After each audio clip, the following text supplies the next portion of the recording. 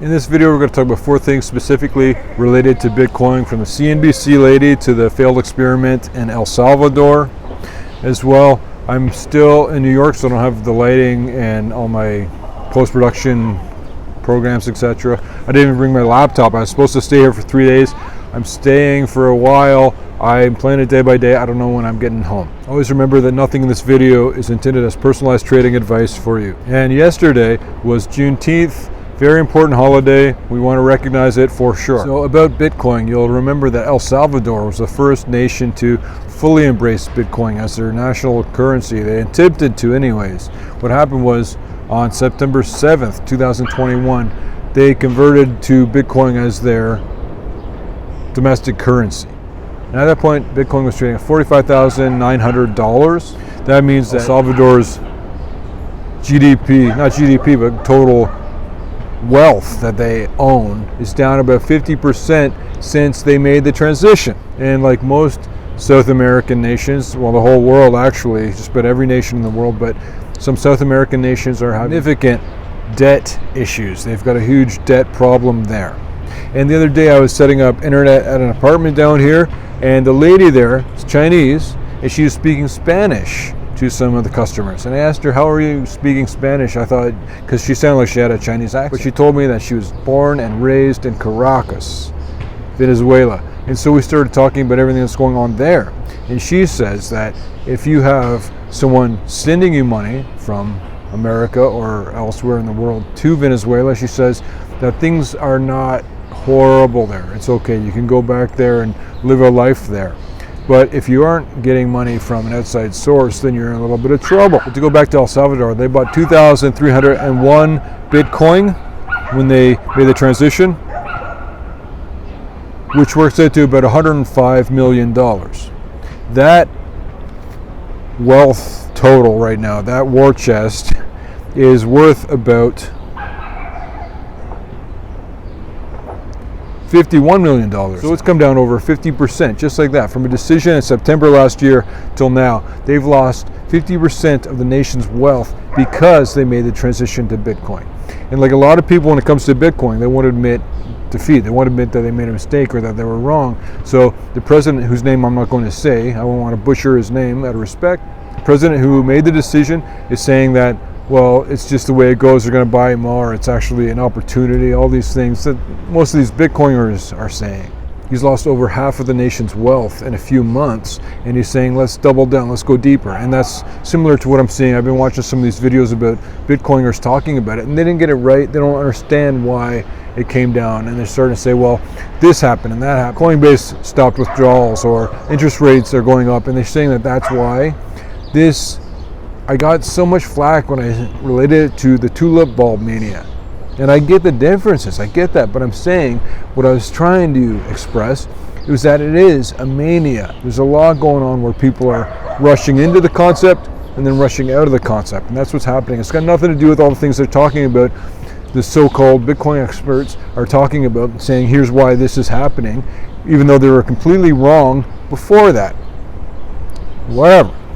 6 out of 10 people in El Salvador still prefer to use the El Salvadorian dollar. I don't know what it's called, but maybe it's the US dollar. I don't know. And only 1 out of 4 actually support Bitcoin as their currency. The idea was that they're going to use Bitcoin for a lot of people who are unbanked, so to speak. They didn't have a bank account, and help make it easier for everybody in El Salvador to have access to currency, banking, wealth. It's backfired in every way. The only people in El Salvador, not the only people, but almost the only people in El Salvador using Bitcoin, the ones who already have a bank account. Typically they're male, and typically they're educated. And the idea was that if El Salvador starts this and other countries also follow suit, all of a sudden there'll be all this demand for Bitcoin, which will drive it higher. But it's a zero-sum game. There's only so much money going into Bitcoin, and no other country followed suit, and they sure as heck will not follow suit now at this point, after the complete travesty that happened in El Salvador.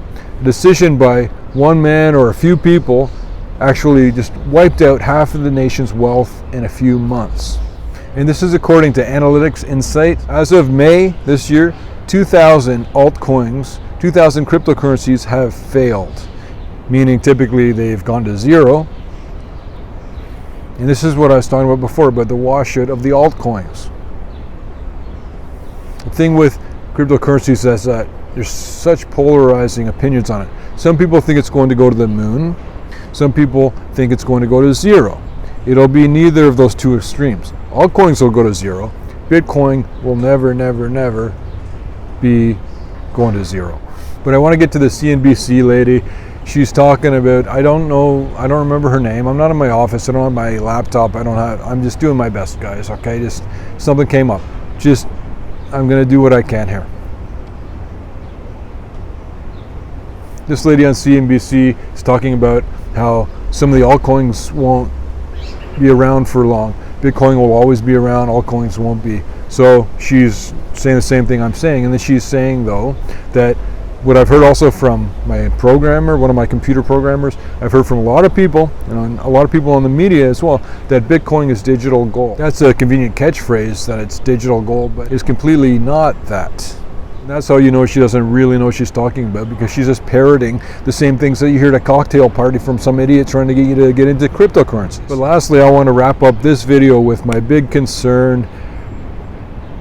I would say that it's not a good idea, it's not right to celebrate the loss of all this cryptocurrency assets. Some people were really ridiculous and they weren't open to listening to anyone when I was saying some things, and I've been wrong about Bitcoin plenty of times. I also missed getting in on it early, where now you're turning a few $1,000s into $1 million. I was not in on that, but I was cautious, I was concerned. And I tried sometimes to warn about it, and I was talking one time about the $100,000 mark for some reason. I was going back and forth with somebody on my YouTube channel just commenting, and he says it'll be 100,000 before the end of this week.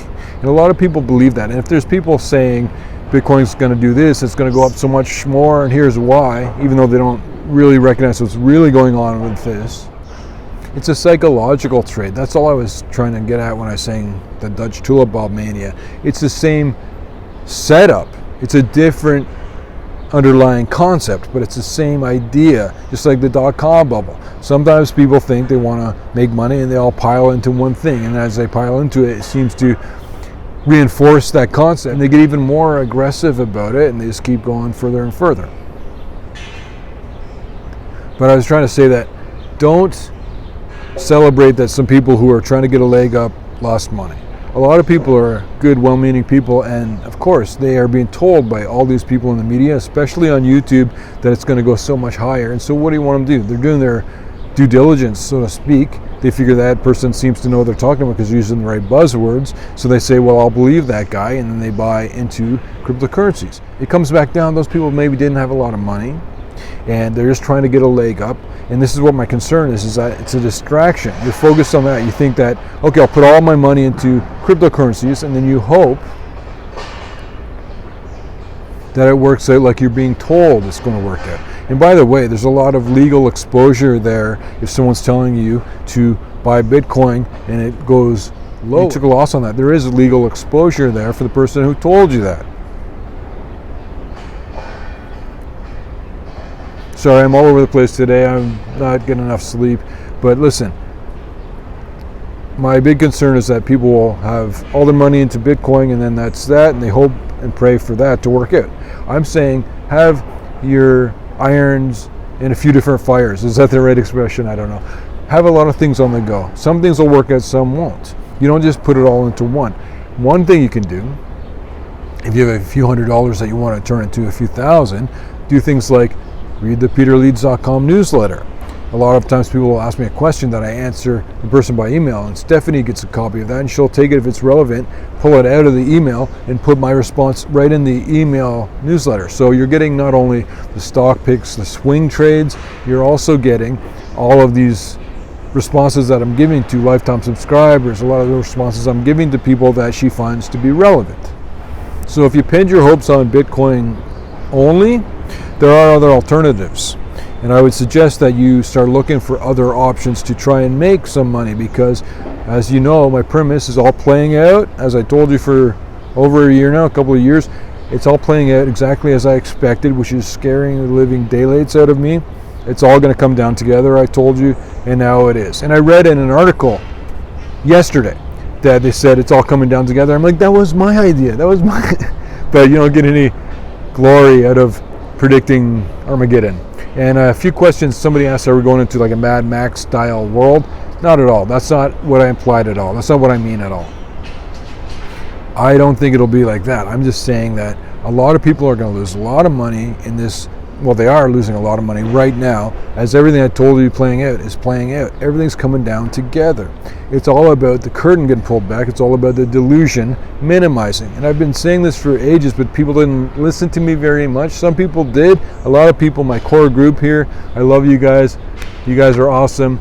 Peter Leeds and the entire Peter Leeds team loves you. We do this for you. We do this because of you, and that is a fact. And another question I got, though, also is this a good time to invest in low-price speculative stocks, such as the ones that we talk about in the peterleeds.com newsletter, because everything's coming down and it's such a bad time, and then a recession's coming up, and this is also a time when it's the lowest consumer confidence ever.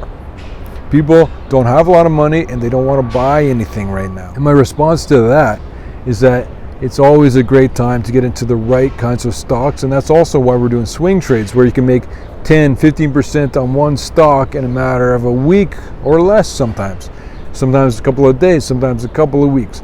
But we do swing trades where a stock is overcorrected or it's being unloved to a ridiculous degree, and there's a moment in time where we expect that it's going to increase in price a lot in a very short time frame. These are swing trades, so there's always opportunity, and a lot of the stocks we focus on are going to do well in spite of the recession and often because of the recession. Companies that survive recessions well, and companies that help other companies and people save money. Walmart, pharmaceutical companies, certain ones of them, sometimes military spending, a lot of the utilities, a lot of the low-priced kind of places like McDonald's, where people will eat McDonald's pretty much however the economy goes, sometimes even more because of the way the economy goes.